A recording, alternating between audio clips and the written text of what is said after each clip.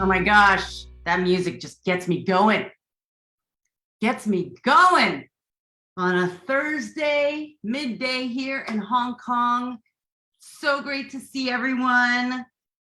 Thank you so much for joining today on my Infinite Screen Time Facebook Lives, Fireside Chats. That's what I like to call them.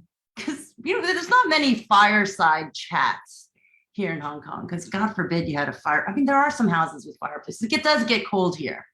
But I like to call them fireside chats because they are cozy conversations with wonderful people, people who inspire me. Today, I am so excited to be talking with my friend Shalini, who is a parent effectiveness trainer. And if you have not heard about PET, you're going to hear about it today. It is an amazing, I don't even want to call it like a coursework. It's like almost like a framework. It's almost like a kind of a different frame of mind on how to parent and communicate with your children to have long-lasting, sort of really constructive, fruitful relationships with them.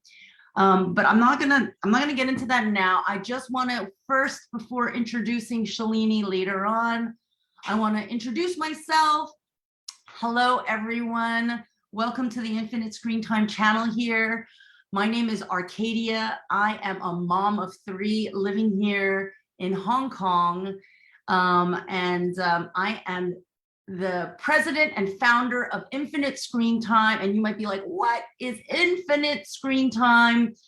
It is an organization, it's a movement about dispelling the negative connotations of screen time and recasting them into connection, into optimism, into like being a screen smart kid. It's about preparing our kids for their future, where they're going to be holding this torch around technology and using it for good. I am also retired chief operating officer of Electronic Arts Los Angeles, where I worked on some of the video game greats like The Sims, Lord of the Rings, Command and Conquer, Medal of Honor, just to name a few. I'm a gamer myself, but that doesn't mean I was completely not blindsided by technology when it came to being a parent. And this is the reason why I'm here. I love my screen time, and I know you do too. Even if you feel as though you're not fantastic at it, I know that technology has really opened doors for you, and there's a part of you that is like, I kind of like this stuff, but I don't really know how to control it well. And because of that, I want to remove this guilt, shame, and fear around screen time and recognize that we're not necessarily good at this stuff. So how can we build a community of experts, coaches, child advocates, people like my friend Shalini, who I will be introducing in a bit, to help us along this path of parenting? But you know what? Forget all that. You can just think of me as your squad mate in screen time. I'm the girl you can kind of ask any crazy questions about technology, cast any of your worries, talk about what you are experiencing, at that stage of parenting when it comes to dealing with screen time. And I'm going to work to try to figure out your answers. And so that's me. But enough about me and Infinite Screen Time. I want to talk to you about my friend Shalini. I was introduced to my friend Shalini by my friend Simi, who was like, you got to meet this lady, because I just took her course and it's completely changed the way that I'm communicating with my kids. And I feel like once the two of you guys get together and talk about PET and Infinite Screen Time, these two things will go together like peanut butter and chocolate. And boy, was she right. The moment Shalini and we connected, it was like fireworks. Like we were just going at each other, like talking about all of these things that we were seeing, observing when it comes to parents and their kids' technology and kids' relationships with each other. And then you throw the complexity of technology on it. It was just a beautiful conversation. She's now become like my friend that I like go to talk to about my kids and what can I prepare for next. Her kids are grown now. They are age 31, 26, and 19. And she's trained countless numbers of families here in Hong Kong through PET. But because of the fact that her kids are 31, 26, and 19, like she sees them as the adults that they've become and recognizes that, you know, that path to parenting was not about sort of controlling them at that specific stage of their life or trying to create like the perfect schedule to lead them down the path, so they could achieve something, right? It was about raising these like fully functional adults, right? Who can make their own choices, have, a really strong positive guideposts, and have positive relationship with their parents where they feel like at any stage it can be like, you know what, I can talk to my mom about this. And so she came to Hong Kong in 1992, and I did not learn this until today, but she actually started in 97. She started in 97 as a preschool teacher, which I thought is so amazing. And so she's also worked at the Carmel School from 2005 to 2007. She actually had a business called Shopping Hong Kong, which she sold in 2017 to become a PET instructor. And her path to PET, which I hope she will share with us today, comes from her personal experience with her youngest. There's always being a little bit difficult, a little bit different from the other kids, because I have 3 children as well, and they could not be more different than each other. It's like I feel like I'm constantly like relearning all of this stuff for them. She actually has a background in fashion merchandising and psychology from Berkeley School in New York. And she has took some tertiary level courses in child psychology in Santa Monica College in Los Angeles, which I have also lived. And so it's funny because you get to know these people and then you see their background and you're just like, wow, this is so fascinating to know all of these different connections. She's on the executive committee of Focus, an institution who supports parents and professionals who share in the experience of supporting children with ADHD, special learning disorders. And in the past, she's been on the fundraising committee for Playwright, a company who acts as a voice for children who are not fairly or fully represented, and volunteer at the Po Lung Kuk Orphanage in Hong Kong. Again, she has been in Hong Kong since 1997. It's almost like she's a Hong Konger from the start. I hope she can tell this story about how she came to PET later, because it's fascinating. And so I thank you so much for coming onto our show. Shalini, if you want to take off, if you want to show yourself, I'm going to stop my share here. Hey, you're on mute as well as yeah. Okay. There now you go. Hi. Okay. Hi, everybody. Thank you so much. Thanks for having me. Thanks for having me. It's such a pleasure. I know. And so I was just like telling everyone, every time you and I, like, it's like fireworks. Like I know. It's just been amazing. And one thing, all my kids' birthdays are in December, and they're all turning they're much older than you said, actually. 35, 30, and 23. So wow. Yeah. So wow. Yeah. So they're all coming up. They are, they're all in December. Mm-hmm. And then I can imagine it's probably like chaos. It is. It has been since day one, but all fun, all great. I wouldn't change it. I know. I mean, I know, like, just doing kids' birthday parties at that, but then you can imagine like also the holidays. Christmas. Oh, exactly. My gosh. Exactly. But you know what? What do you do? What do you do? Okay, so this is actually, and it's funny because when I read your bio, I was like, oh, I didn't know this about Shalini. And because sometimes we sort of talk about our work, but we don't talk about like everything that we do that brought us to long time ago. And so I'd love for you to tell me about yourself and how you came to PET. And your work. Yeah. PET, yeah. So like you said, actually, I took the class myself 10 years ago when my youngest was 12. Um, and to be honest with you, I think my older kids would have loved it if I took the class 35 years ago, Yeah. before they were born, because honestly, it makes you a better parent. And so even though my third one, who's on right now, he's in quarantine in Hong Kong, um, even though he was, he basically was like, well, I'm not going to do it just because you said so. I want to know why, because I have needs too. You're not the only one who has a day, who has a schedule, Right, he does too. And he made me realize that something has to change, and he's not just going to do what I say because I say so. And so when I took this class, I think, I hope he agrees, I think it changed our relationship for the better, because there was less arguing. I think it's more, oh, wow, you're really going to look at my needs as well. Like, I need my cartoons on, or I need my screen time, or I need to play with my friends, just like you want to, go out to dinner with your friends. So basically, I learned that children have needs as well. Yeah. And otherwise, it's kind of like ageism. Like, why is it because they're younger, your life is more important than their life? You know what I mean?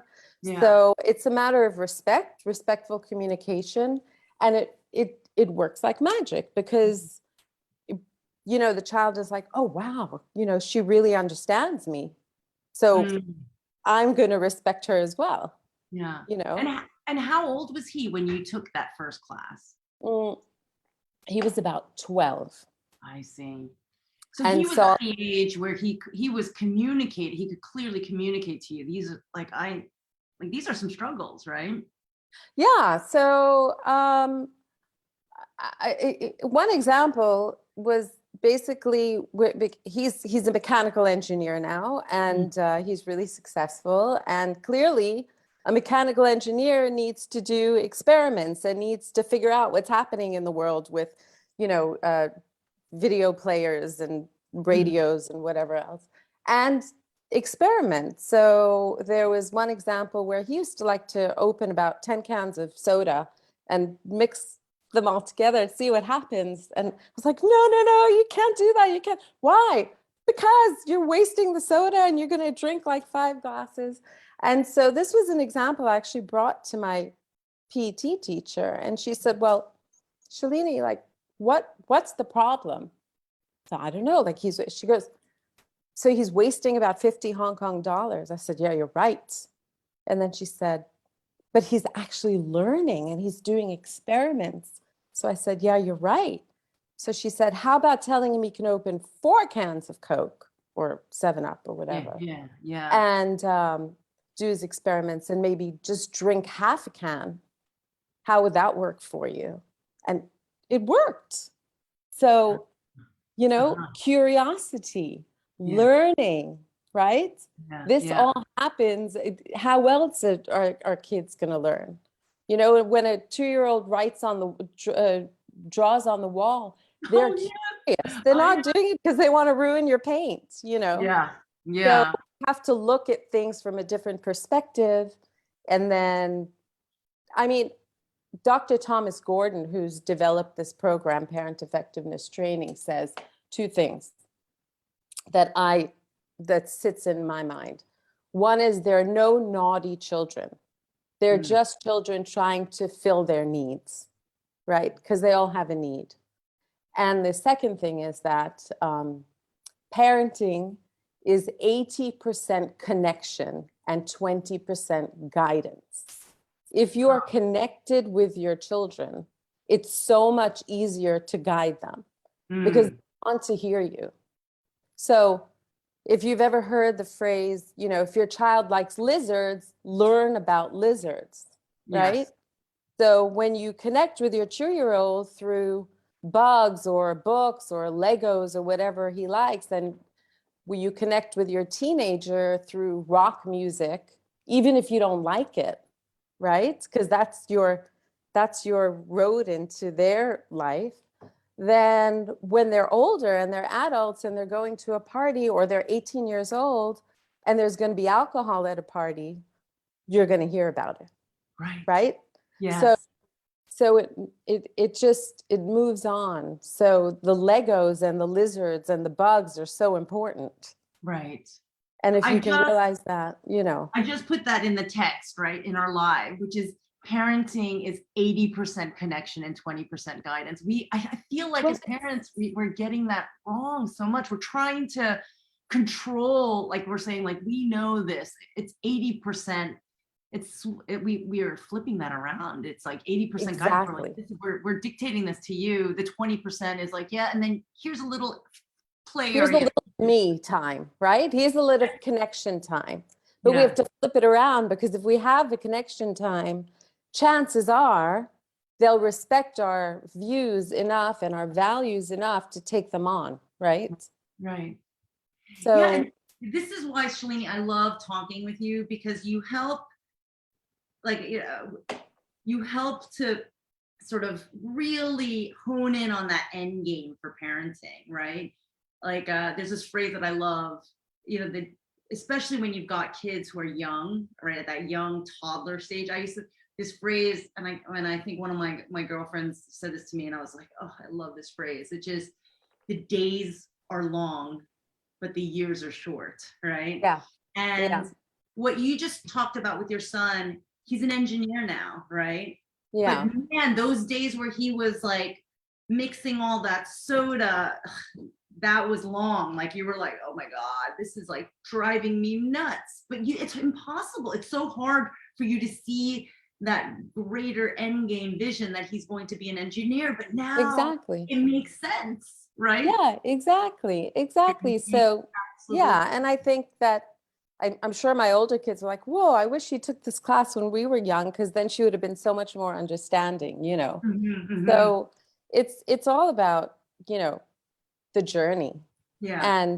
And so we always start the classes off with, where do you want to see your kid? What kind of people do you want your children to be at 18 when you're going to send them out into the world, to university or a gap year or whatever they do after high school? What kind of people? And the first things that come up are, independent, trustworthy, polite, honest, good people, good friend, resilient. How are we going to make them like this? We can't just say, you have to be independent, you have to be trustworthy, you have to be honest. Yeah. We have to model it, right? These are the values that are instilled in the kids. So we have to start from day one. Yeah. Well, if you want trustworthy kids, you have to trust them, right? You have to trust them. How can they trust anybody if you don't trust them? Yes. So it's really interesting to really think about what kind of people you want to put out into the world, because that's what you're doing. You're creating these people, right? Right. Yeah. So can you tell me, so you mentioned Gordon, right? Can you tell me a little bit about Gordon Parenting and where it comes from, this program, how long it's been around? So parent effectiveness training has been around for over 50 years. And Dr. Thomas Gordon, he passed a few years, a long time ago, actually. He developed this program actually for the business world. Okay, communication for the business world. But they weren't ready to take that in yet, because at that time it was all about, the boss and then all the employees. There was no communication. So he targeted this at parents, and it seemed to work. Like, parents were interested in, how can I communicate better with my children? And so this program started over 50 years ago. The books are actually translated into over 30 languages right now. It's taught all over the world. Mm-hmm. And parent effectiveness training led to teacher effective training and the leadership effective training. So leadership effective training is actually communication with corporates in the workplace. And if you look at the skills, they're exactly the same. So instead of targeting this course at parents to have better communication with their children, it's basically communication between employers and employees, active listening, conflict resolution, things like that. And it's exactly the same. So we're actually treating our kids as a client. Yeah. They're our clients. Are they going to take us on? Yeah. As their advisors? That's up to us. I love that. Yeah. I Right? love, that perspective. Yeah. Because, as somebody who's worked and then, sort of then retired and, raised a family, like I have an immeasurable amount of patience when it came to employees, right? Because I wanted them to succeed, right? Yeah. Because that would help me succeed, right? And but with the kids, why would that be any different? Of course I want That's my the kids thing. So what kind of employer do you want to be? What kind of parent do you want to be? But Do you want the my patience connection? would be so short, right, with them. Yeah. And Why? Yeah. And Right. why? Yeah. And so I want to talk about. Okay, so first, before I wanted to talk about like sort of the session we did together, but before we get to that, because that was so cool, I want to talk about, you talked about how you did parent effectiveness training because of your 12-year-old son, and it was a challenge for you. Yeah. But how did you then do the jump from a parent who went through this program to then become a trainer? I didn't for a while. Once he went off to once he was going to go off to university and my life was a little more settled, I decided to train to become a parent effective trainer, because for me, as you see from my background, it's always about the kids. So I always want to give back to the kids. And basically this class for me is not to help the parents, it's more to help the children. Because when I see that the parents get it, then I know these kids are going to be respected. You know what I mean? And then you're bringing up these children who are compassionate and who are trustworthy and who are independent. And so for me, it's all about the children. So I was excited to train, and I thought I had to go to California and do it, but there was actually a trainer coming into Hong Kong, which worked really, really well. So I just jumped into it, and that was about 6 years ago. Okay. And I really, really enjoy it. And every time a class graduates, it's just so great. And the most fun I have is when the moms take the class and then they force the dads to take the class. And then I get this class of these dads, and they sit there and they're like, "Can you teach me anything?" Yeah, right. And by session 4, they're just like, "Oh my gosh, it really works," So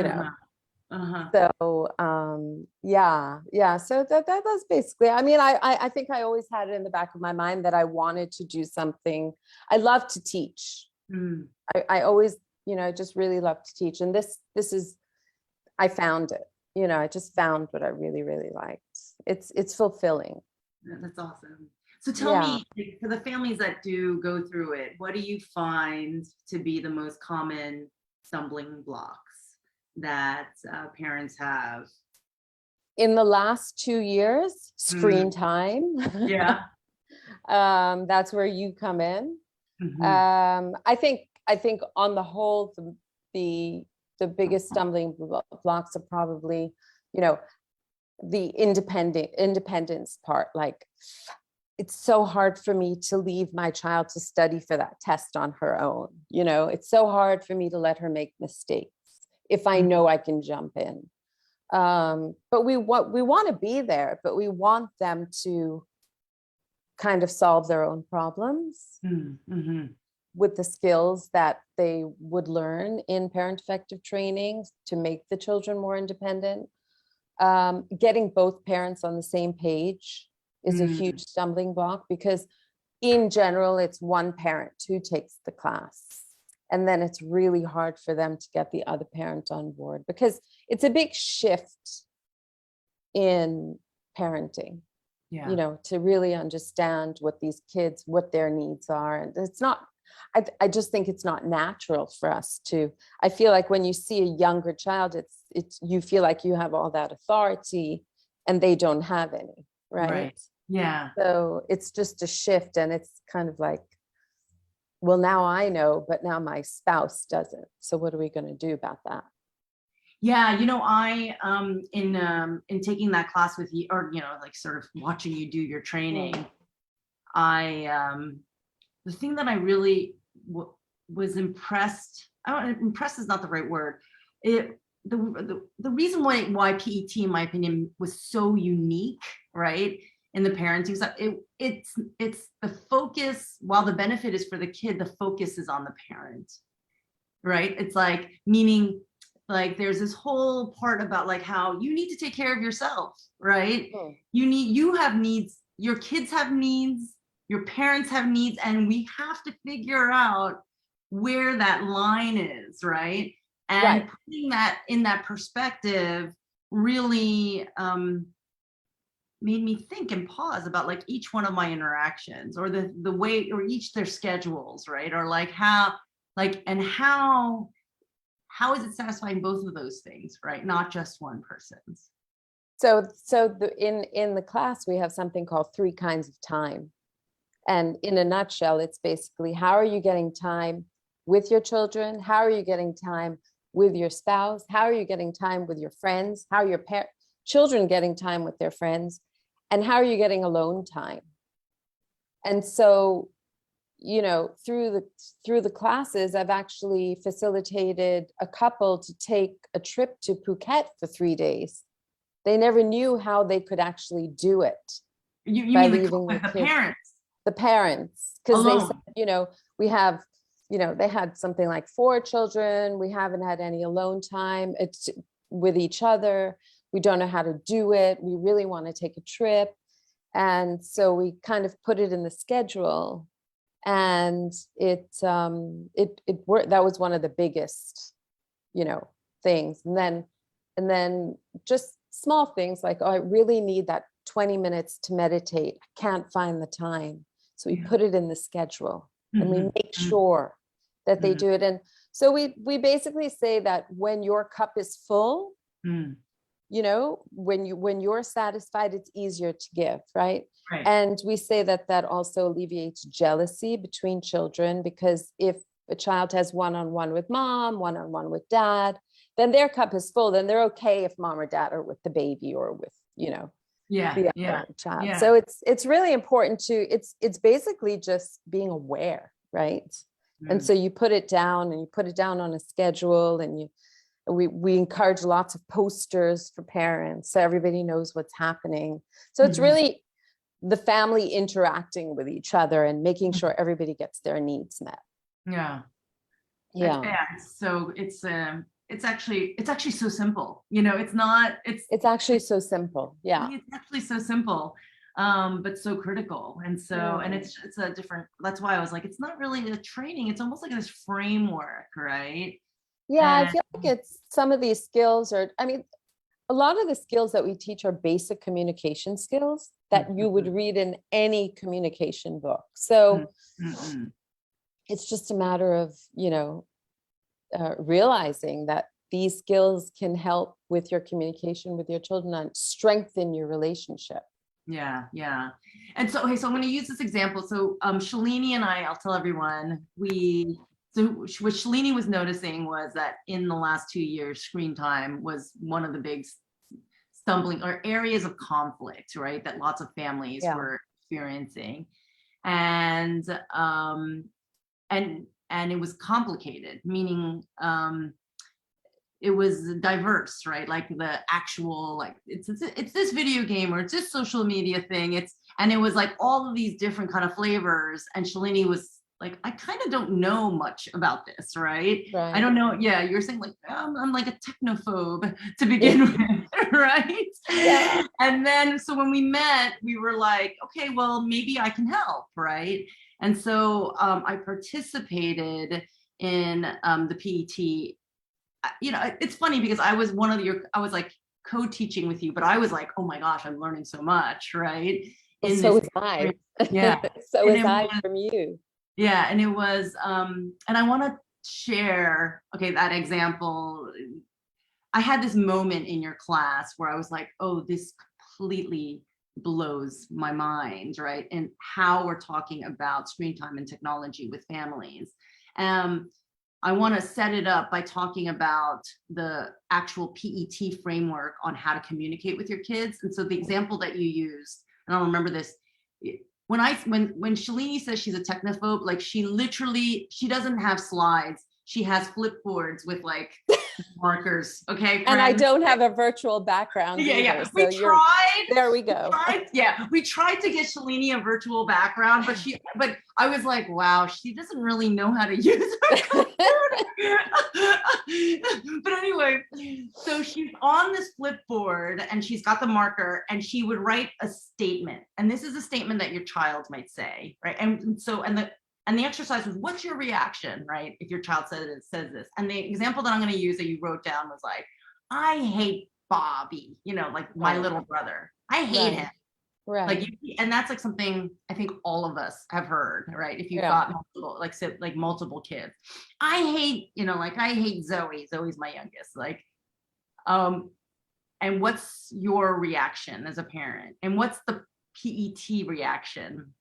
Can you sort of share that? So that's one one skill that we try and facilitate is, how do you react to a child when they have a problem? Because clearly if they say they hate their little brother, they're having a problem. And so typical reactions, we usually, oh, you can't say that. Of course you love your brother. Oh, if you say things like that, you're not going to be allowed to have your screen time today, right? Storm out of the room. She never understands me anyway. Why do I even bother, right? So the typical PET reaction would be, in a nutshell, because it takes a while to learn this. It sounds like you're really upset with your brother today. We're giving the person an invitation to talk, an open invitation. We're not judging. We're just throwing back the feeling, right? Yeah, you never play with me anymore. Wow. Right? Now we know. Or, yeah, you always give him my toys. Oh, I didn't know you were still playing with them, right? So we basically are using skills to give the kids the invitation to let us know what's going on. Because we also say that a tantrum is a buildup of unexamined emotions. So when we don't recognize the emotions with the kids, then it's the buildup. It's a buildup. She's not understanding that I'm scared. She's not understanding that I'm frustrated. She's not understanding that I'm jealous. There's no way a 3-year-old is going to come up to you and say, hey, mom, I'm jealous because you're playing with the newborn baby and you don't play with me anymore, right? It's going to come out in a way like, I hate the baby, right? Of course. But they don't really hate their baby, the baby brother or baby sister. They love their baby brother or sister. They don't know how to tell you, right? So we have to learn to recognize the emotions, and that's key. So it's and to bring up emotionally regulated people, adults, which we love to see, and we know many people are not emotionally regulated, right?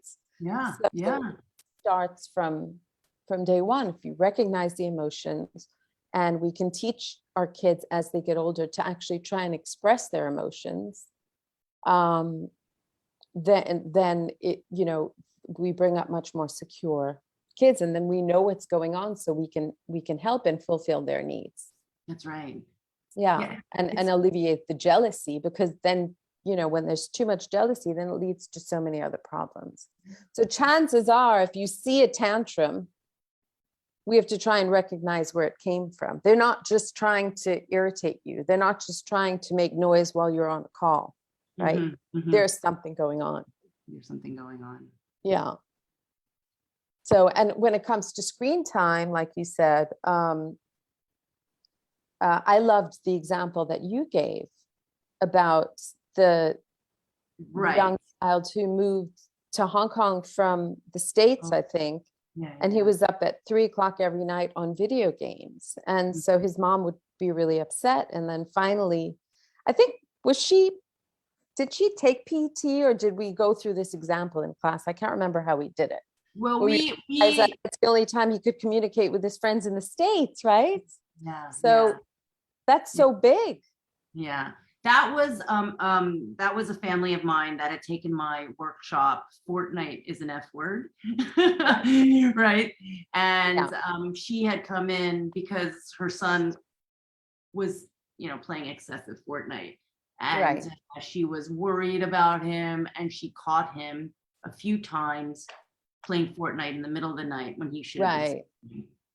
And we do this exercise, which is very PET based, but it's all about, you ask why in 5 different layers. And it's very PET based because of the fact that, like, it's not about judgment. It's about not about, and what they, the question is, so why do you like Fortnite, right? And he's like, well, I like it because it's fun, right? Well, why is it? And then and rather than saying, like, the answer, you say, so why do you think Fortnite is so fun, right?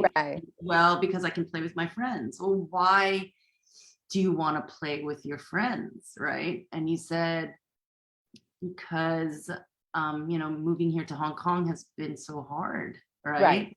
And then at that point, the mom was like, are you playing in the middle of the night so you can play with your friends back at home? That's amazing. Yeah. And that's amazing. When he was like, yeah, that's why. And that action was, impacting so much. He wasn't able to sleep. He wasn't engaging with his, and so what would the typical reaction be? It would be, you're not allowed to play. I'm taking everything out of your room, right? And we have no idea what's going on. So it's a perfect example when it comes to screen time. Well, so I had this experience with you in your PET class because I did the same example where on the flipboard, I wrote a statement that it's a very typical thing that we might hear.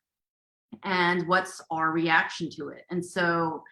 And the statement that I had written was, you have a daughter, imagine if you have a daughter, and she is scrolling on her phone, and she puts her phone down, she kind of throws it and tosses it and says, oh, just scrolling. And she was just scrolling on Instagram. She's like, oh, Susie has the best life ever. Like, my life sucks. Yeah. And what would your reaction be to that? And so it sounds like, and so the typical reaction, as the screen time expert, and my reaction would always be, and this is what a lot of the other parents shared, was, oh, Instagram is not real. Everybody, they're like kind of fake. Images forward, there's everything is filtered, right? And that's the kind of screen time expert response, right? Because it's true, right? It is. We have to teach our daughters that this image, that image is very delicate, right? And especially with social media, etc. It's about being a screen smart kid. And so we were going down this path, and Shalini, what did you do? You stopped everyone. And then what was your response? Do you remember? So I think when you said, oh, my life really sucks, that's where we could see the child is having a problem, right? She's upset.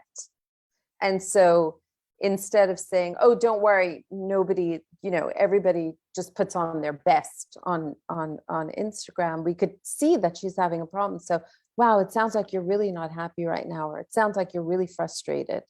And then you give the person an invitation to talk, and chances are you may hear something. Everybody has, these new sneakers, or everybody's out playing soccer and I'm so bad at it, or whatever it may be. But, like you say, we do need to let our kids know, that there are boundaries for social media, especially the girls who are always trying to outdo each other, right? Yeah. So that's great, but this isn't the time to teach them, right? So in PET, we say when a child is upset, that's not the time, that's not a teaching moment. That's a time to get them out of their, their problem, to help them get out of their problem. So for a younger child, we would say, when a child is drowning, that's not the time to teach them how to swim, right?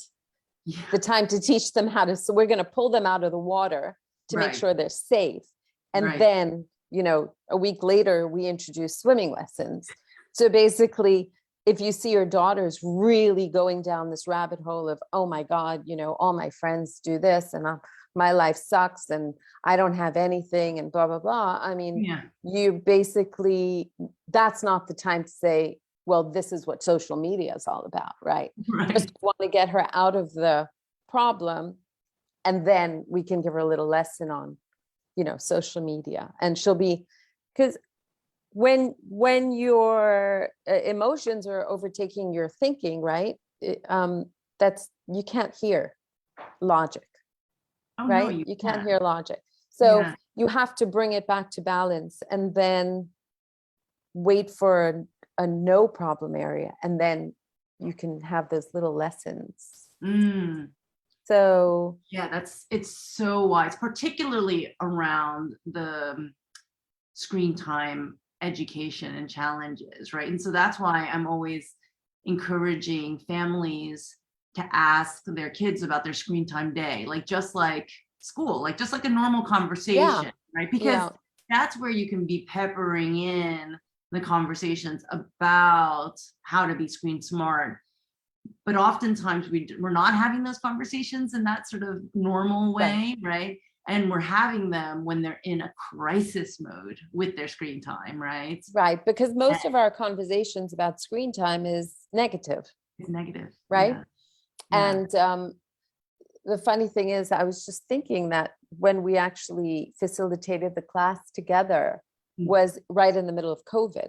And I think, I don't know if you remember, but a lot of the moms were like, I can't get my kids off the screen. School's on screen, and then I have to take the computer away. And it was terrible because the kids had no choice but to be on the screen, right? From 8:30 to 3:30 or whatever. That's right. And then the moms would pull the computer away, but the kids weren't allowed to see their friends. That was the only way that they could see their friends too. Right. So it made me think of yours. I loved what you said about the 3-4 C's, that screen time is not only about fun. And anyway, who says there's anything wrong with having fun, right? So it's about a good job. Creativity, communication. I wrote this down. Collaboration and consumption. Yes. Look at what's happening. How could you do anything without a screen, right? So that's where I come in and I say, first of all, if you have the connection, chances are you'll be able to have a positive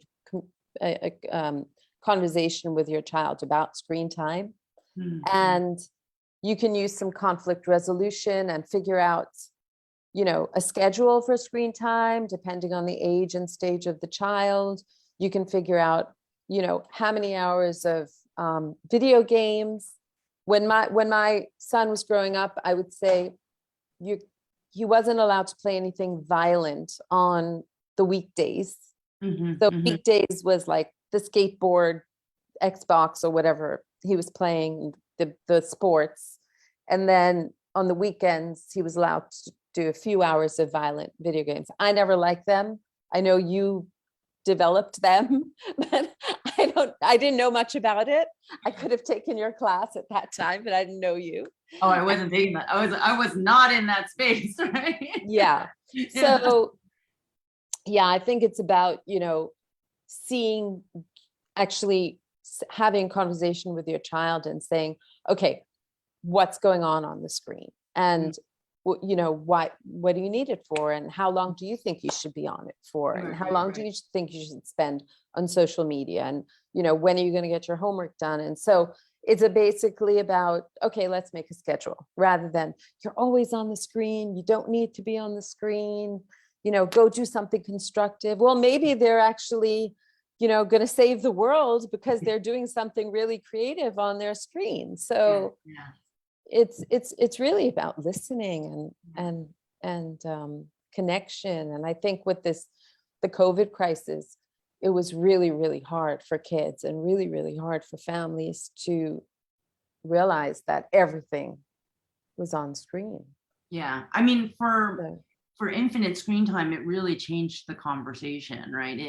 It's amplified, for the parents who were like, I'm an anti-screen, it was like, oh, I guess that's impossible, right? Yeah, and then it's impossible.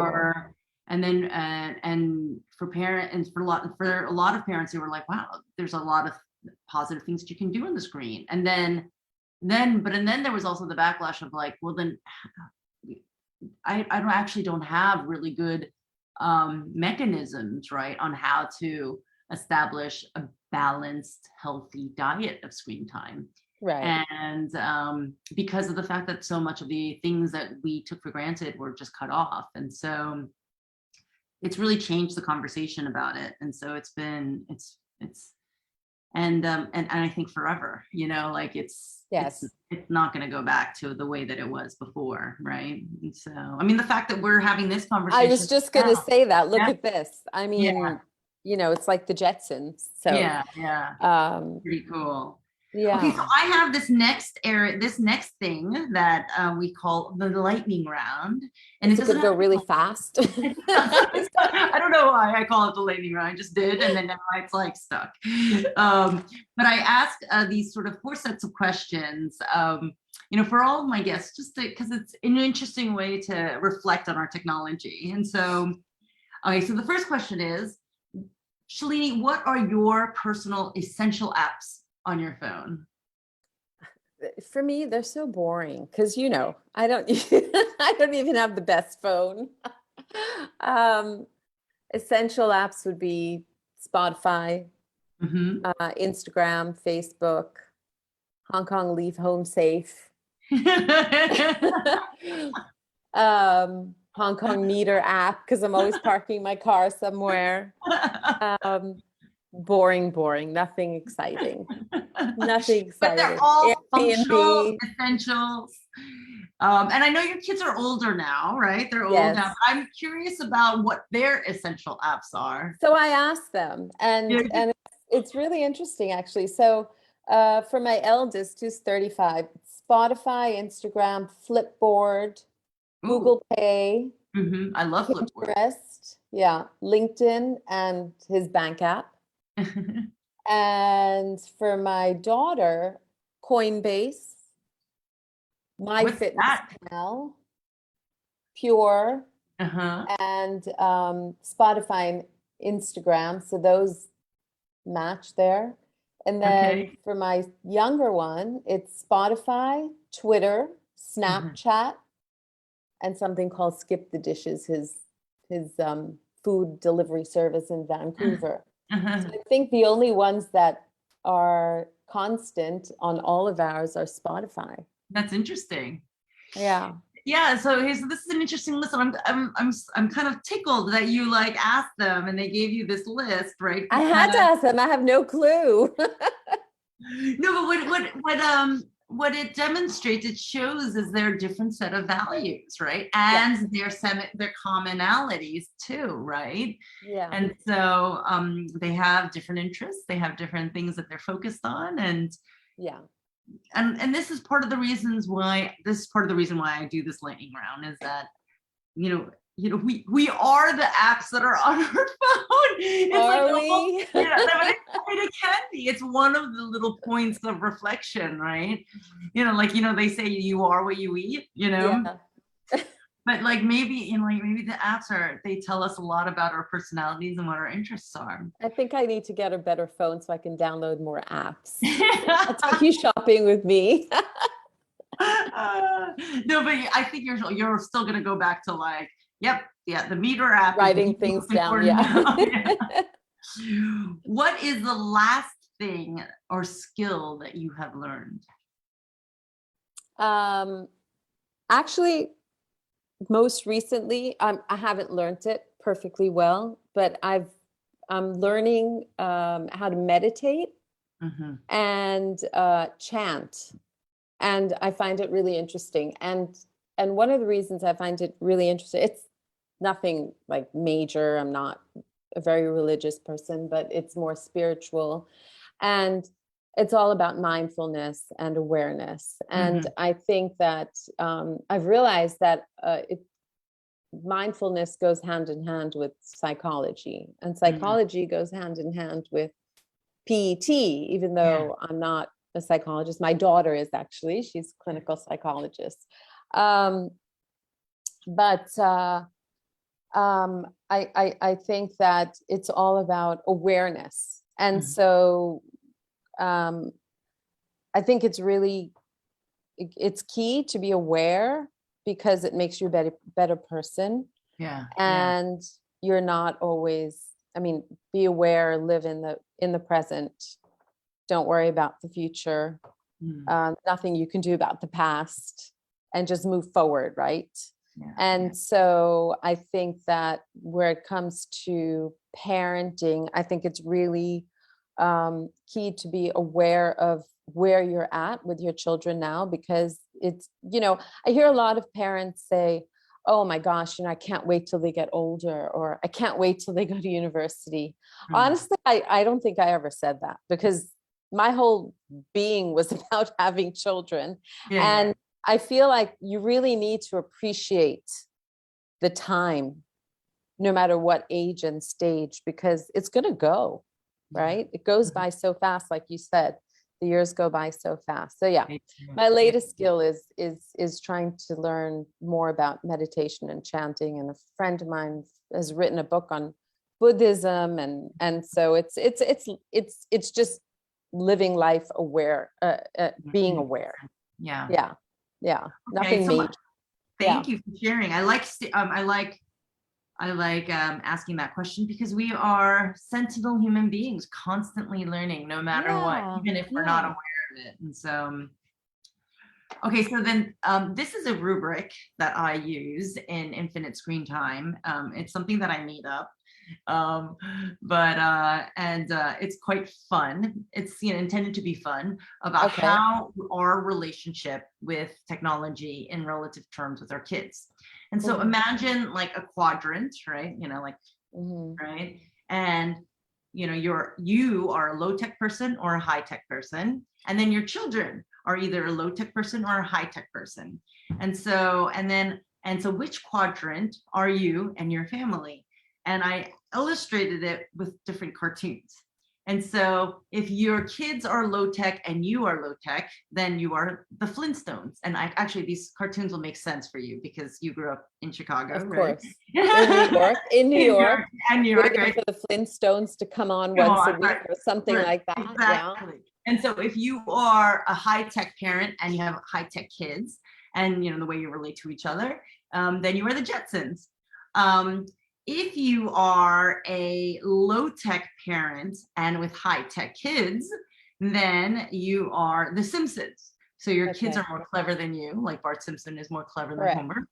Yeah. And but if you are smarter, if you're like better with technology than your kids are, then you are Peabody and Sherman. I don't know if you know this cartoon, it's a newer one, but it's the dog, where the dog is the parent, but he's a genius and he's raising a little boy. No, I've never seen that. Yeah, it's called Peabody and Sherman. Sounds like um fun. Yeah. yeah, you're still you're better at technology, but you know what, at the end of the day you're still a dog. So which one are you and your family? I am the Simpsons, The clear Sim- cut, because they're always rolling their eyes at me because I don't know how to do anything. I have a feeling they were very patient with you, because I know that through this week trying to get your Zoom, you're like, my daughter says I have to do this. I know. And the funny thing is, because I have such a wide age span, so from 35 to 22, I would have to say my 35-year-old, who's, I'm not sure if he's on, might be on, he's not as good at technology as the younger two. So in my family, it's It all depends. It's a little different, but Yes. I'm definitely the lowest. So it could still be The Simpsons. Okay, so in closing, what's the, I have two more questions. What's the one thing that you want listeners to walk away with about PT in this interview, your experience?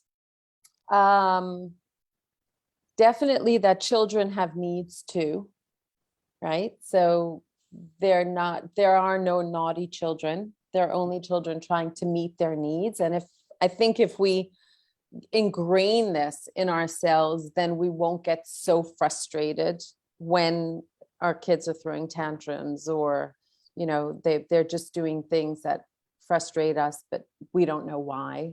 Yeah. That's key. And connection is key. Connection. I think parents don't realize how important that is, because once they go away to university, what I've learned from other parents, and I'm so thankful this hasn't happened to me, that once they go to university, they don't need to come home for Christmas. The university doesn't even need to tell you where their dorm is, you know? So you lose that connection, you can lose them. And the other day I had a friend call me and say, you know, my kids are teenagers now. We never know when they're going to be home. My husband says, why do we even stay home any night? Because they're never here. And I said, well, if you're going to be out all the time, then you're never going to see them, because at this stage, it could be more like a one-way street. Like when they're free, we should be free, right? We want the connection with them. They're living their lives. They're just experiencing all these great experiences. They're teenagers and they're growing. And so, no, they're not going to change their plans for you, but we can certainly do that for them. So we gain that connection. And I'm not saying be at your children's beck and call. I'm not saying to be a doormat by any means, but if we want the connection with our children, then we have to give. We have to make ourselves available. Yeah. That's great. Now, now if people want to find out more about you, where can they go? They can go to, I'm on Facebook. They can go to the Gordon Parenting website. They could ask you. I'm not quite sure. Actually, so you did provide us with some links, which we will be putting in this live video as well, and so it's in the comments. Okay. And yeah, I am actually running a free information session at Maggie and Rose in Repulse Bay on January 13th. So if anyone would like to come, they can register through Maggie and Rose, or find me through your links. Yes. And so when that, when the exact time and information, please share it with me, and I will definitely share it. Yeah, on the Infinite Screen Time page, Facebook group, etc. Thank you. Shalini, thank you so much for your time. Thank you. As always, it's like fireworks. It's like, boom, I like learned so much. I know, we can't stop talking. And it's like this amazing connection. And so, and I love this like sort of wholehearted perspective that you bring on this topic of parenting. There's a PET framework, but it's also your approach, right? You're very open. It's easy to be like, these are my worries.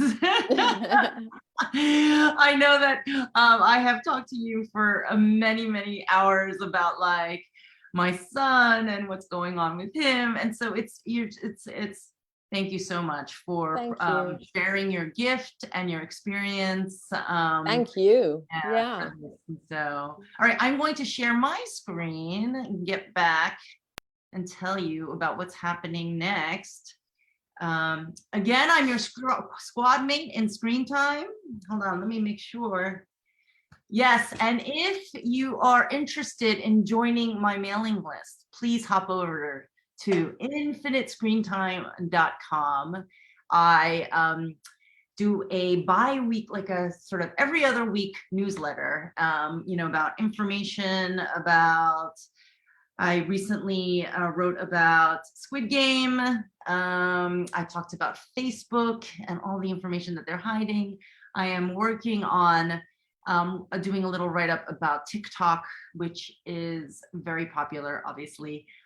Although we do not have access to it here in Hong Kong, interestingly enough, even though it is a Chinese company. If you are on Instagram, here is a QR code for my Instagram, but you can find me on Instagram /Infinite Screen Time.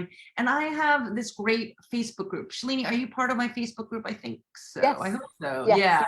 I am. And so I do daily content, doing sort of Friday Q&As. We do tips on Tuesday, and we share these Facebook Lives here.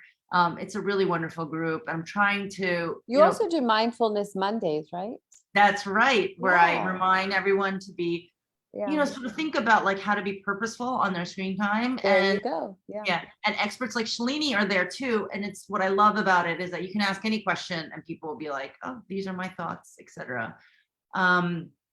This is my last guest for season 3, and we will be kicking off this again, relaunching for season 4 on Fireside Chats. Probably in the spring, I would say February, maybe after Chinese New Year is when we're thinking about doing it again. And I'll be lining up some more inspirational guests. But until then, TEDx is going to be on December 10th, which is, oh, that's going to be good. Yes. Yeah. And so I cannot believe it. Like in a week, I'll be walking on to the Shishu stage, which only seats 900 people, onto that 2.5 meter red circle carpet, and amazing.